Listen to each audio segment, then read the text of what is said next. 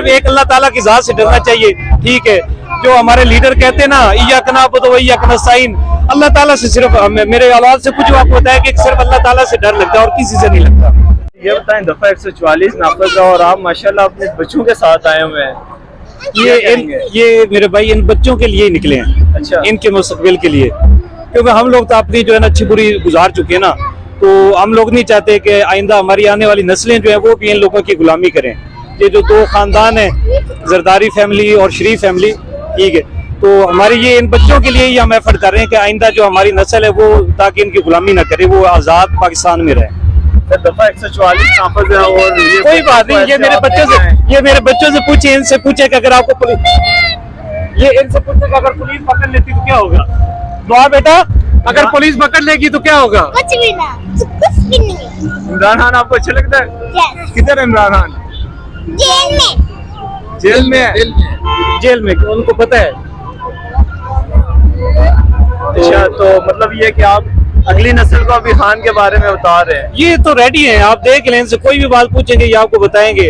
आपको लगकर आज हम इमरान खान के साथ खड़े हैं, और मेन चीज ये कि यार हमें जो है ना वो किसी के जो है ना चेहरों के साथ गर्ज नहीं है, पॉलिसियों से जो है ना फर्क पड़ेगा। अगर अच्छे लोग आएंगे, जैसे अभी देखें आपके अभी जो आपके गौर साहब हैं, वो जितने अच्छी वो वेल एजुकेटेड हैं, तो ये जो है ना खान साहब ने ये बात साबित की है कि वो एक खानदान की पार्टी नहीं है।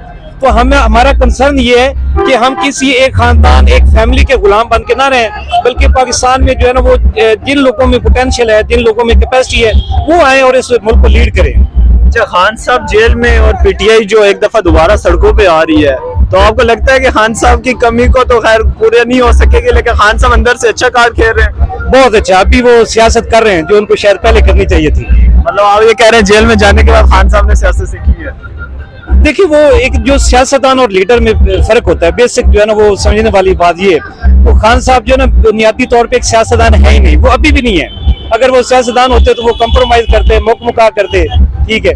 तो बेसिकली वो लीडर है, वो कौम के लिए सोच रहे हैं, वो इलेक्शन का नहीं सोचते, वो कौम के लिए सोच रहे हैं। और अल्हम्दुलिल्लाह खुशी की बात ये है कि अभी आज कौम भी उनके साथ खड़ी हुई है।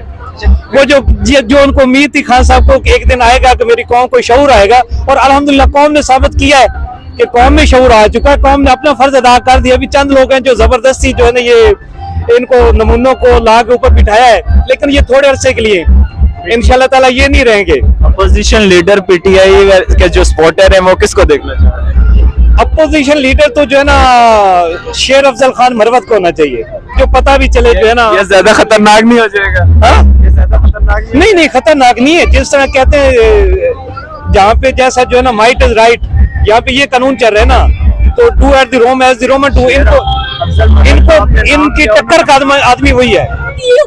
ये औरत बहुत खतरनाक औरत है।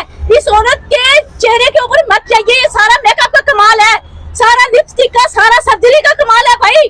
और मेरे भाइयों, सरकारी इदारों वाले भाइयों, खुदा का वास्ता है, ये औरत इतनी प्यारी नहीं है।